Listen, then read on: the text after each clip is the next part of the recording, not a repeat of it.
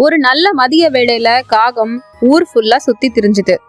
அதுக்கு தண்ணி எங்கேயுமே கிடைக்கல. நல்ல தாகம் வேற. எங்கேயுமே தண்ணி கிடைக்காத நிலைமையில ஒரு மண்பானையில கொஞ்சமா தண்ணி இருக்கிறத காகம் பார்த்துச்சு. இந்த தண்ணி ரொம்ப குறைவா இருக்கே, இதை எப்படி நம்ம குடிக்க முடியும்? பேசாம திரும்பியே போயிடலாம் அப்படின்னு நினைச்சிட்டு இருந்த காகம் திரும்பி போலாமா வேண்டாமாங்கிற ஒரு குழப்பத்திலே இருந்தது. சரி, நம்ம துணிஞ்சுதான் பாப்போமே அப்படின்னு சொல்லிட்டு பக்கத்துல இருந்த கற்கள் எல்லாத்தையும் எடுத்துட்டு வந்து அந்த பானையில கொஞ்சம் கொஞ்சமா நிரப்ப ஆரம்பிச்சுது.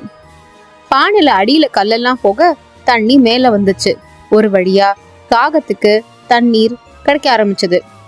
காகமும் தண்ணியை குடிச்சிட்டு ரொம்ப சந்தோஷமா அந்த இடத்த விட்டு கிளம்பி போச்சு. இப்போ இத ஒரு திருக்குறள் கூட பொருத்தி பார்க்கலாம். எண்ணி துணிக கருமம், துணிந்த பின் எண்ணுவம் என்பது இழுக்கு. நம்ம ஒரு காரியத்தை செய்யறதுக்கு முன்னாடி அதை செய்யலாமான்னு பல தடவை யோசனை பண்ணி தான் செய்யணும். ஆனா ஒரு காரியத்தை செய்ய ஆரம்பிச்சதுக்கு அப்புறம் அது கரெக்டா தப்பான்னு எந்த ஒரு குழப்பமும் வச்சுக்க கூடாது.